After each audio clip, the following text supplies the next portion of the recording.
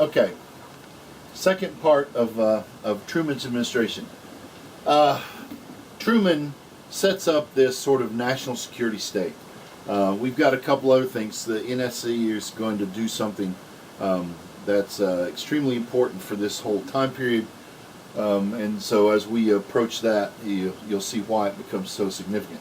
Now, Truman's going to have problems, foreign policy especially, but also domestic policy when with the accusation of him being soft on communism levied against him by Joseph McCarthy. We're going to look at these problems, the problems that Truman experiences in Europe, the problems that Truman experiences in Asia, and then we'll see the domestic problems with political questions. Now, the problems in Europe. Even though England, the United States, and the Soviet Union were allies in World War II, it does not take long for Winston Churchill to start remembering the fact that the Russians were the ones who bailed on all of the world during World War I. March the 5th, 1946. This is just after the war's over. It's not even a year after the war's over. Winston Churchill is in Westminster College in Fulton, Missouri, and he's giving a lecture. In this lecture, he makes this statement. From the Stettin in the Baltic to the Trieste in the Adriatic, an iron curtain has descended across the continent. Behind that line lie all the capitals of the ancient states of Central and Eastern Europe. He calls them imprisoned countries. Behind this, what he refers to as the Iron Curtain. The Soviets take this as threatening, and as well as us creating NATO and all of these other issues, the Soviets start to embolden themselves as far as territory and things like that. But Churchill was never really fully on board with our allying with the Soviet Union during the conflict. It was FDR who had been able to convince Churchill that it was going to be the only way to defeat the Nazis. But immediately after the war, once FDR is dead, Churchill finds a kindred spirit, an anti-communist spirit, in Truman. Truman lives up to that. Now, so the Russians realize. Now, why is Truman so concerned in Europe? Well, the big question, oh, and I see got my picture of Uncle Ho back there again. The big problem is that most of the European, Western European nations are concerned that France is going to become communist. It's probably an illegitimate concern, but most of them feel that France is going to. And so in order to keep France from, especially with de Gaulle being its leader at this point after the war, there's people who are really concerned with the French people revolting and becoming communist. And so what Truman is going to authorize, and he's going to allow to take place, is they're going to allow the French, even though arguably, and Churchill would agree, even though arguably the French were complicit with the Nazis, they had allowed the Jews to be rounded up, they had allowed all these things to happen. We liberate France and allow the French people to come back in as allies, and then we will allow them to reconquer all of their old territories. Most of the North African nations, Algiers especially, there will be French wars in Algiers for years to come after this. And in Southeast Asia, hence the reason we have Uncle Ho here. You see, immediately following World War II, in World War II, the French had colonies in Indochina. So Vietnam, Cambodia, and Laos were French colonial holdings. Okay? When France was overrun by the Allies, when the French government was no longer under the control of the Germans, the French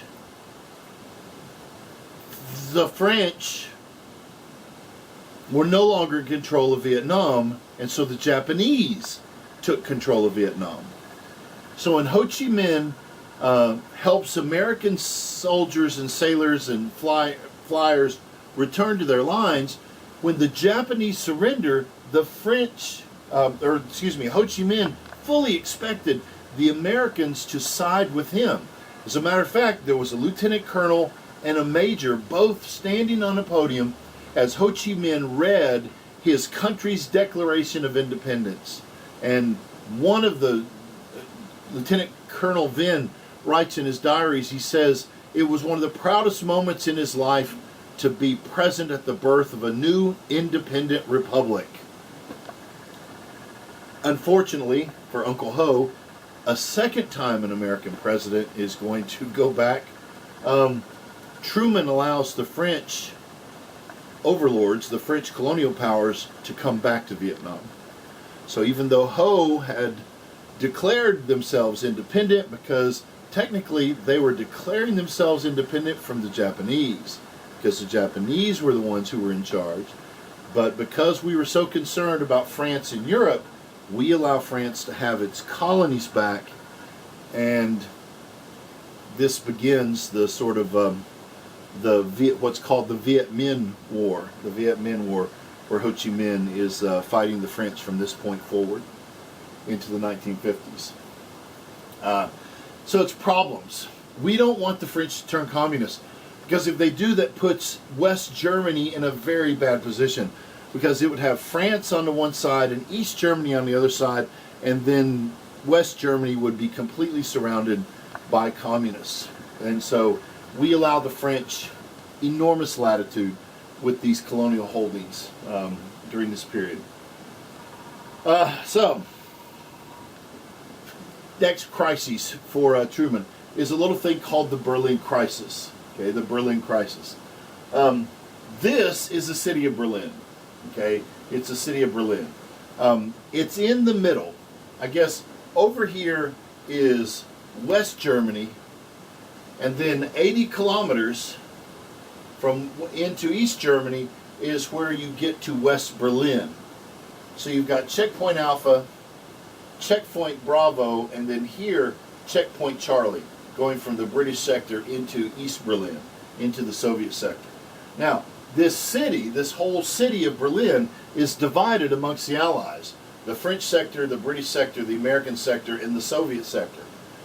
This whole area around it is East Berlin, or East Germany. This is controlled by the Soviet Union, at least in our way of thinking. So the city is divided up much the same way that the country of Germany. Germany is divided up with the British sector, the American sector, and the French sector on the back end. So what happens in Berlin is this city becomes a sparkling jewel of the Soviet bloc.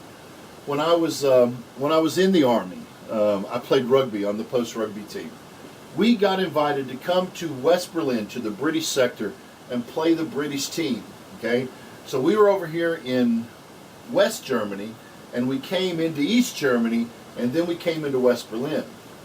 After the rugby game, we were asked if we wanted to take a little trip into East Berlin. Now, I was 18 years old. Maybe my birthday had been already. I might have been 19. But when the British officer asked us if we wanted, he said, how would you Yanks like to take a little trip over into East Berlin? And my first thought was, ooh, like a spy? Like that, because I was thinking I was going to be James Bond. I was getting recruited. And he just, well, what do you expect? I was 19. I didn't know any better. And he said, no, like a tourist. Like that, you know, British accent. And we're like, oh, yeah, okay, we can go to East Berlin. We were told there were two primary rules, especially if you've got a camera in East Berlin. You go through the gate. And they check your ID with who you are and make sure everything lines up. And then when you go in, they tell you, if you've got a camera, two things you cannot take pictures of. Number one, any building with an official insignia. Any building with an official insignia, if you're pointing your camera towards it, they're going to detain you. They're going to arrest you. And the second thing, you can't take pictures of all of the Russian soldiers that are being marched around in company formation. Enormous groups of Russian soldiers who are coming out of basic training are flown to East Berlin. I don't know if any of you have ever been house shopping before. You go into a brand new subdivision where they're building houses, and they take you to a place called a model house. A model house. This house is supposed to show you an example of what the whole rest of the subdivision is going to look like once they finish building it.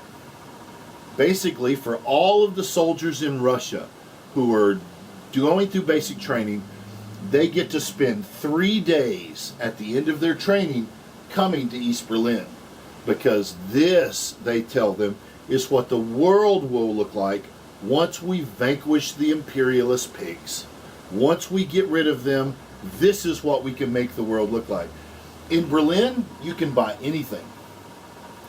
Probably because of its close proximity to the West, but even members of high-ranking important Russians from the Politburo will come to Berlin to acquire things that cannot be found in Russia anymore.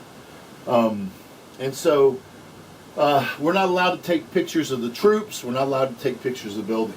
They want Berlin to be the model city so that the rest of the communist world can see what their goals for the rest of the world are. Okay? So, what happens? On the 24th of June, 1948, the roads coming into East Germany are blocked. They're blocked. No one's allowed to go in. They close the Autobahn, the highway system. They close it for repairs, which that's possible. But then they also close all of the trains, all of the roads, and all of the rivers coming from West Germany into East Germany, into Berlin. Okay? So essentially what they've done is they've cut off contact from the western section of Berlin with West Germany. So now they're completely surrounded by East Germans with no outside contact. So, what happens? Well, Truman's got some choices. We could go to war. We could go to war. Khrushchev, who is now the head of the Soviet government, Khrushchev is going to attempt to, well, pressure the Allied powers to get out of the city of Berlin. As I said, you can see Berlin is 80 kilometers inside of this Soviet territory. When they cut off all of this contact with the West, Truman has to decide what to do. Truman decides he's not going to go with some kind of military. Essentially, we've just finished World War II, and we are beaten. We're beaten up pretty badly. I mean, we won, but it's no time to start another kind of world war. What Truman is going to advocate for is he's going to start what's referred to as the Berlin Airlift, which is a fairly substantial military operation. Planes from Hamburg and Frankfurt are going to fly into the one airport in West Berlin. Okay, these planes are going to fly in, and when they fly out, they're going to fly out and go to Hanover. In Hanover, they will all be refueled, and then they will go back to their loading areas, Hamburg and Frankfurt, in order to be filled with supplies that they're taking into the city of Berlin. Okay, again, here's another picture. The Rhein-Main Airport in the American sector, and then I think it's Fusenbüttel is the British airfield, and then Hanover right here. When the planes come and they're refueled, it takes a lot longer to put the supplies on the planes, so that's why there's two loading areas for supplies. The picture I have here are the planes. These are the largest planes that can fly into West Berlin. Okay, these planes are being loaded. I'm pretty sure this is the Main-Rhein Airport in Frankfurt. I was there for a little while, and that looks like the old part of the airport. So these planes are being loaded. They're being loaded with staple products, things that not just for the soldiers. These airlifts have to provide food and clothing and supplies and materials and fuel and everything for all of the people of West Berlin, not just the soldiers that are stationed there. They've got to fly in milk, right, on a daily basis. They have to fly in coal. They have to fly in other kinds of foodstuffs because all the rivers, all the roads, all the trains, everything is blocked, right? The Soviet side are not letting anything come in. And then fuel. When Truman initiates this program, it basically provides us with an answer to the problem, and now the next step is Khrushchev's. See, Truman believes this notion that in order to beat the Soviets when they start pressuring like a bully, you have to stand up to them. And if you find a way to stand up to them, then eventually they'll have to back down. The Berlin airlift goes on 24 hours a day, every day for 18 months. For 18 months.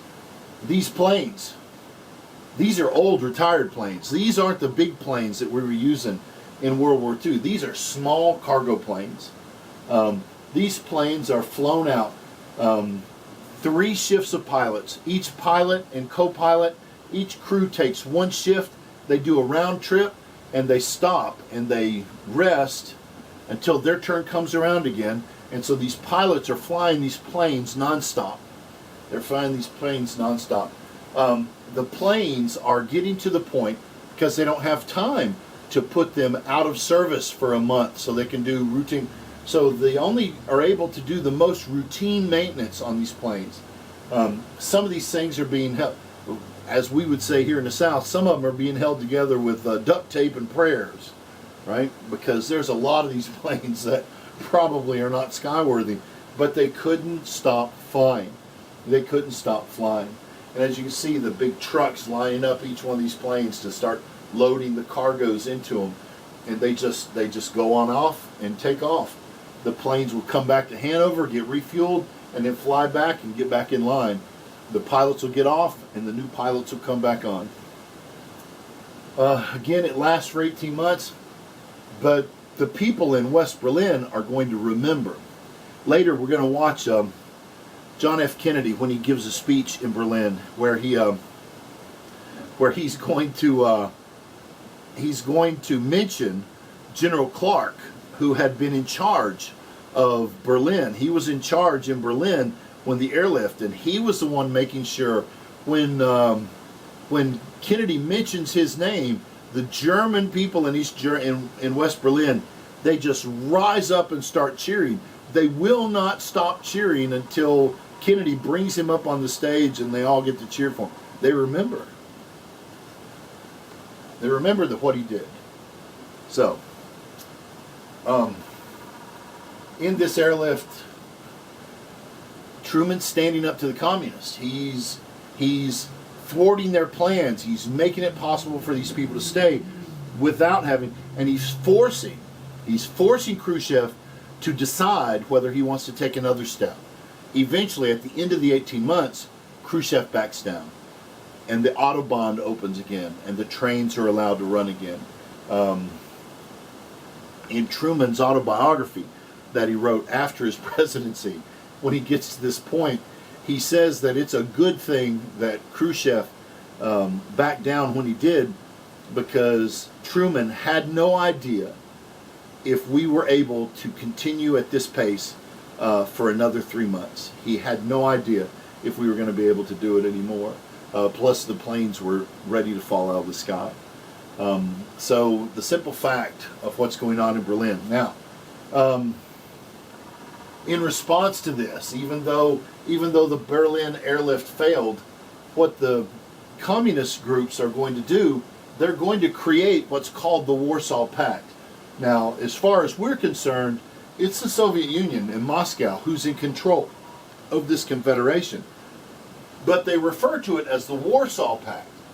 They place the headquarters in Poland. Of course, East Germany, Czechoslovakia, Hungary, Romania, and Bulgaria are all officially communist nations who have communist elected leaders. Of course, the only people allowed to run for the government in those places have to be members of the Communist Party. But they call it the Warsaw Pact, so it's not accused of being the Moscow alliance. As far as the Soviet doctrine is concerned, these countries that are sort of their satellites, as we'll refer to them, their satellites, form a kind of, they form a buffer. They form a buffer against the Western, what the Russians believe, Western encroachment into their territory. When I was stationed in Germany, the American sector was right down here in the southern part of Germany in Bavaria. Where I was stationed is about 40 kilometers away from the Czechoslovakian border. So our job was to, when the alerts happened, was to go to the Czechoslovakian border and resist the communist invasion into West Germany and pull back until we got to the Rhine River. And from the Rhine River, the other troops from the United States should be arriving to help push the Soviets back. It was the whole big war plan, right? So that's the politics of anti-communism in Europe. Okay, what's going on? What's going on in Europe is a result of the Truman Doctrine, this attempt to curtail communism and to slow things down. One thing that I didn't really mention at this point is a doctrine referred to as NSC number 68. Okay, the NSC, the National Security Council, is an agency that is a think tank that's supposed to operate to demonstrate how we are supposed to respond to Soviet aggression. Okay, I think the PowerPoint where I had mentioned it, I think I let it slip by. So I'll explain it to you right now. This NSC 68 document is primarily the work of George Kennan, who you've been reading about. George Kennan's NSC 68 outlines the plan of containment. See, this is the way he argues in NSC 68. He begins by asking the question, does the Soviet Union pose a credible threat to the free countries of the world? Well, according to their own admission, their goal is to overthrow these countries. Khrushchev says, as capitalists, we are so greedy that we will actually sell him the weapons by which he crushes us, because we're so greedy for capital. And so the answer to the question is yes. And so Kennan says, then we have three options. We can either do nothing, we can go to war, or we can institute containment. If we do nothing, Kennan says, all of the nations of the world will start falling like dominoes as the Soviets encroach into their territories. Hence where we talk about the domino theory. This is where we get that example, where we get that understanding. The second option is to go to war with the Soviet Union. Most people believe that if we go to war with the Soviet Union, we are going to, both sides, be badly beaten, and as we both start blowing up atomic bombs, we may very well destroy the world. So going to war with the Soviet Union. So the third option, according to Kennan, is that we contain the Soviet Union, is we attempt to contain them. The Soviets are a communist government, but if we arrive where the Soviets are trying to expand into and render assistance to the countries that are trying to resist them, we can contain the spread of communism and stop it from going into these other countries. We can stop the dominoes from falling. That's George Kennan's plan. That's the idea behind the doctrine of containment.